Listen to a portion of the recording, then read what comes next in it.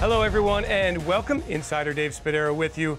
And we're excited to have a great show for you tonight as the Eagles get ready for the New Orleans Saints. A big one on the road after that tough loss last Sunday at Lincoln Financial Field. We want to go off the field in our show and talk about some of the Eagles and what they do away from the game of football. Running back Corey Clement has a tough assignment on the field. It's a physical spot when he's running the football, and when he's not, he's working on his car, making it hum. We'll talk about that a little later in the show. But we begin with a look back at a fascinating road that running back Jay Ajayi has taken from the streets of London to the NFL. Unfortunately, he's on injured reserve now, but for Ajayi, the path to stardom, a most unusual one. Please enjoy our Goal to Go exclusive here on Inside the Eagles. I had a position with an organization I was working with in England, and at the time they got acquired by a company in the United States, so I saw that as an opportunity, and I had a choice. We could have stayed back in England, but I thought it would be a great idea to come and work for the same company here in the United States. So I discussed it with my wife, and after much deliberation, we decided it should be a move we should make. It was something that, it was brand new for everyone really, and just realizing that your life's gonna start somewhere else and everything's kind of gonna change. It was something that took some getting used to, obviously, but the thing was that family kept us together. The prospect of going to a new place was probably exciting for me. Jay was a very active kid when he was little, very, very active kid. I still remember a lot of stories that were told at that time by the ushers in the church, that he would just run around the church and they just running up to catch him, but sure thing they're not going to catch him because he was faster than them, even as little as he was around that time, 2 or 3 years old. I became involved with the local sports authority here in Plano, and of course because of Jay's interest in playing soccer, it was just natural for me to coach him and his teammates, of which one of his closest friends, Tayo, also was part of the team at the time. So I was their coach for a few years, but it was very obvious that he had some real good talent, so he was always fast. So we then enrolled him with an academy team where they could actually structure the game for him, and he did very well. Basically, I got introduced to American football through a friend. We were at, coming from school, and he had practice, and I just tagged along. They mistook me for one of my, another guy on the team. His name was Neil.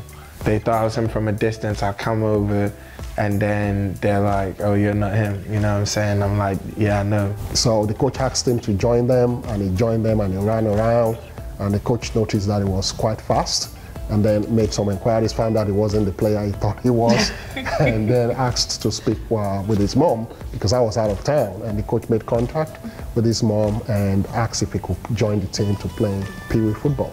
It was probably a huge learning curve for my parents and the whole family. It was always funny trying to see my parents try to grasp, what was going on during the games at the earlier age, because they didn't really understand, what the objectives were. We would watch the football game and we would tell our friend to say, okay, how do you read the spot? How do you understand the game? How do you understand the game? What's 10 yards, right? Yeah. What's 20 or first down, and things like that. We didn't even know all that. It was kind of cool that I was able to see my family learn the game alongside me playing the game, and it's kind of like now we're a football family.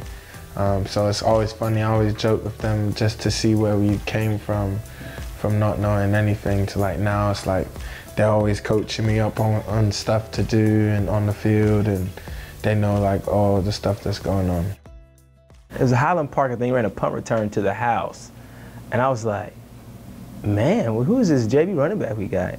That was like my welcome, like, okay, this kid, he can be special kind of moment. That was my sophomore year. I was on JV. We had called a timeout or something.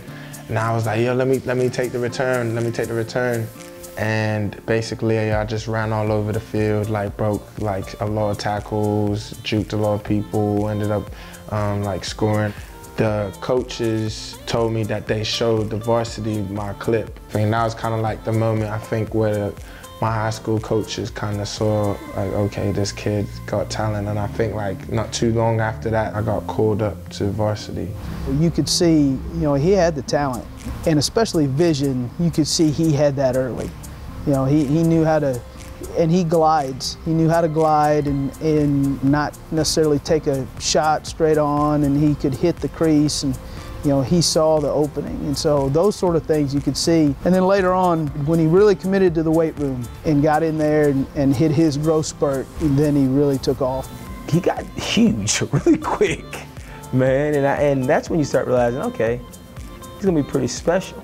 And his junior year is his breakout year, man. He could run outside zone play like nobody's business. He had vision backs I haven't even seen. He would be looking straight ahead. There's no way he could see cutback. He'd plant his foot and get vertical, and then would outrun you. It got to a point actually where he was having conflicts with playing academy soccer and playing high school football.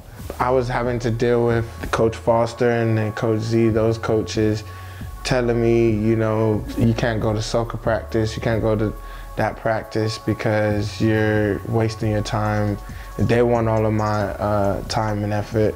And then I had my soccer coaches, and they were telling me, I need you all the time as well, because I would go straight from practice and football to my other practice, and I would be like a little bit late, sometimes tired. So I believe at some point I sat him down and I told him that he needed to probably make a decision, because I felt like he can be really great at one or just be good at both sports, but he probably won't be able to give everything. He didn't really push me in either direction. He just kind of told me, you know, pick one and let's run with it, whichever one you decide. It was a decision we had to make, or he had to make, because I told him if he wanted to play soccer, best option would be probably to move him back to Europe, where soccer is really big. At that time, I wasn't ready to do that. You know, I wasn't ready to kind of move my life around again. So a big thing that got me playing American football was my friends and my boys and being around them and enjoying the time. So like, that's really kind of what helped me like choose to stay with it, because I had my brothers, I'm still close with them. So it's like, they were a key component to me like wanting to even play to begin with. Jay Ajayi, class of 2011. I think from the tail end of his junior year, we started getting a lot of mail, a lot of letters, a lot of camps and just visits and things like that from different colleges everywhere. So we had to deliberate and say, okay, which one is, you know, which one really likes him? I mean, I told him, where to go where he's most wanted. Yes, where you wanted, not just where you want to go, but where you're going to, you know, excel because you're wanted there. I asked him if he wanted to wait till the end of his senior year in high school to make a decision, because I told him that I think there might be an opportunity where other schools will make offers. They all express interest, but Boise State put a firm offer on the table. You know, he was a little frustrated that not as many schools were interested in him, and I know he was frustrated that none of the local, you know, schools in Texas had a super high interest in him. But he sat down in my office and we started talking about his goals and where he wanted to go. And I said, you know, what are you feeling? He's like, well, Coach, you know, right now that's the place I want to go. He was determined. He said, this is where I wanted to go. And I told him, I said, once you make a decision, you're not going to change it if any big school comes at the end of your senior year. So, and he said he was fine with that. Being the first person in my family to play college football, no one really knew, you know, what recruiting was like or what things we need to look for and stuff like that. So it was just a lot of ups and downs in that time. Thinking that something was going to come from someplace, it didn't. Boise came along the hardest, and they were at the time like top 5 in the nation, and I was just so in love with winning and everything. So I think I made the right decision in the end. He had been, from the record he was putting up coming into his junior season, I think at the back of his mind, he was thinking perhaps this might be his last season at Boise. And I told him to have a word with a couple of his coaches to see what they thought about it. But I think leading up to the end of the season and coming up to their bowl game, he already probably knew, because at that time, he was getting a lot of interest from agents who are reaching out to him. We kind of sensed that the moment was coming where he needed to make that decision. And after the bowl game, the Fiesta Bowl game, he made a decision to declare for the draft. I would say during the draft it was very emotional for us. It was up and down and I know it was for him as well. In any case, we were just so happy that he got drafted. And what we told him was it doesn't matter where you get drafted, you just go and prove yourself. Some guys don't even get drafted, so I was definitely blessed to get my name called, but at the same time it was a huge chip on my shoulder just to see all those running backs taken before me. It just was a huge roadblock again to say, okay, now I have something else to prove to myself and to the world. Ladies and gentlemen, welcome to Super Bowl 52. 75,000 fans here at US Bank Stadium on their feet as the tension reaches its apex. We just felt that this is the Eagles' time. I was just telling Jay, hey, make sure all of you put in 110%.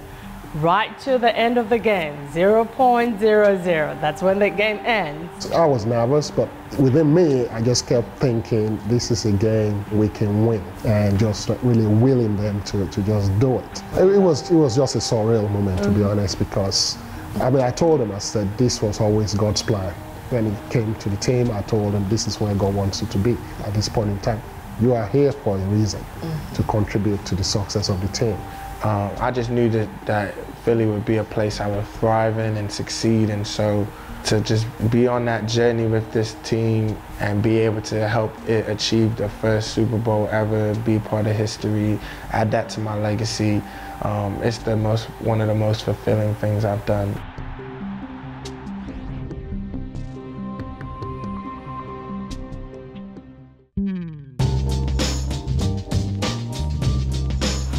Time now to go off the field with Glassboro, New Jersey's own Corey Clement. When the running back is on the field, it's a rugged job, moving the chains, getting first downs. What does Corey do for fun off the field? He turns to his car and makes it hum. What's up, guys? This is Corey, and I'm at Carfax with my dog Mike, and I'm assuming my car is done that I dropped off a few days ago, so tell me what's up. It's 99% done. We're just gonna need a little bit of help to finish it up. All right. Can you handle that? Let's do it, man. I'm trying to get my hands dirty.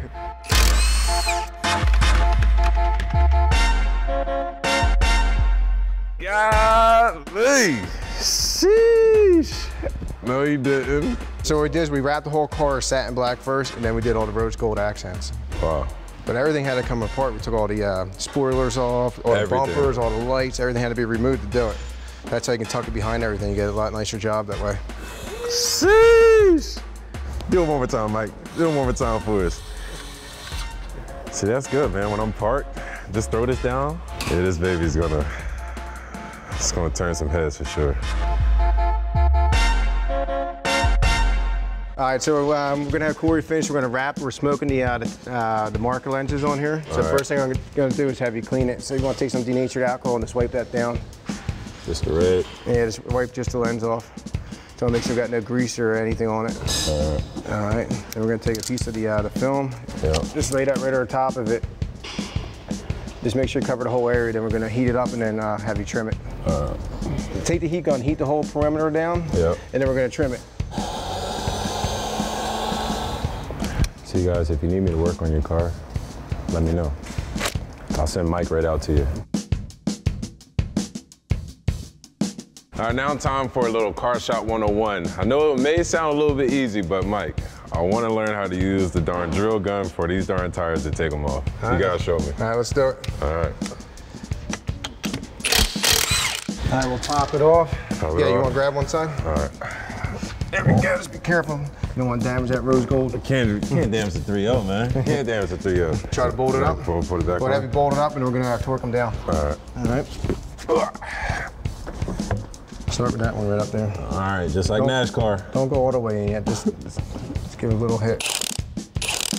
There you go. All right, now go down and jump down to that one. All right, jump up there. Is this always the order? Yep. Right there. All right, right there. So what do we call this order? Is there any specific order or we just know? Yeah, it's just the proper way to put it on there. All right, Mike, how much do you think I took off my tab? I'll probably take like 20 bucks off. That's it? All right, so pretty much I'm an expert at cars, so to say. I put on my first tire today. So I think the only thing left to do is take this bad boy off the lot, Mike. There you go. Take it for a ride. It's on me? It's all you. About time I can get back in my baby. Be careful. All right, I'll try. Hellcat doesn't always allow that.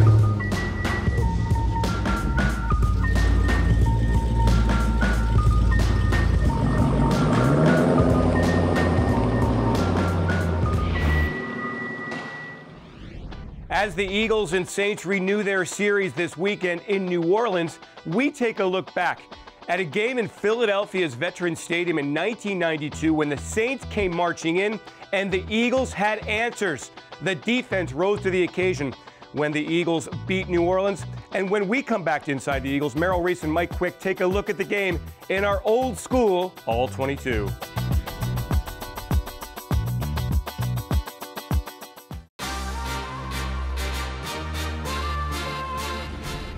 Hi everyone, I'm Merrill Reese, and welcome to Old School All 22. Mike, a lot of good things have happened in Eagles games against the New Orleans Saints. One occurred in 1992, and the interesting thing is that one of the stars is this year's Eagles Hall of Famer, or one of the two Hall of Famers. One is Clyde Simmons, but the one to whom I'm referring is Seth Joyner. And Seth was such a great player, such a versatile player. You know, Buddy Ryan, I remember the day that Buddy Ryan cut Seth Joyner. I watched him walk out of the locker room, and I'm thinking, what in the world's going on? But Seth Joyner ended up being one of these rare guys, over 20 interceptions, over 50 sacks, and just one of the most versatile guys. He could cover, he could blitz, he could force against the run. Just a great football player. So happy to see that he went into the Eagles Hall of Fame this year. And let's take a look at his versatility on this play. On 3rd and 11, late in the third quarter, the Eagles come out in a pass rush package with 5 rushers spread across the formation with their hand in the dirt. This is a reduced front, and with Andy Harmon and Tom Jeter lined up as a 3-technique defensive tackle, and Reggie White lined up right over the center as a nose tackle. In a reduced front, the idea for this defense is to force a one-on-one matchup for the best pass rusher. And the Eagles would take Reggie one-on-one against anybody. The Saints won't let that happen. Instead of having their running back chip a player off the edge, they ask him to come up and help with the center with Reggie. So what does this do? It creates a one-on-one matchup with Clyde Simmons on the right side and Seth Joyner coming off the left. Joyner flies off the ball, beating the right tackle clean for a sack. And it all started with a great scheme from Bud Carson, a great player like Reggie White taking all the attention from the offense, and a player like Seth Joyner to beat the man across from him to come up with a big play. Inside the Eagles is brought to you by McDonald's, proud partner of the Philadelphia Eagles, and by Rothman Institute at Jefferson, the official orthopedic and healthcare partner of the Philadelphia Eagles.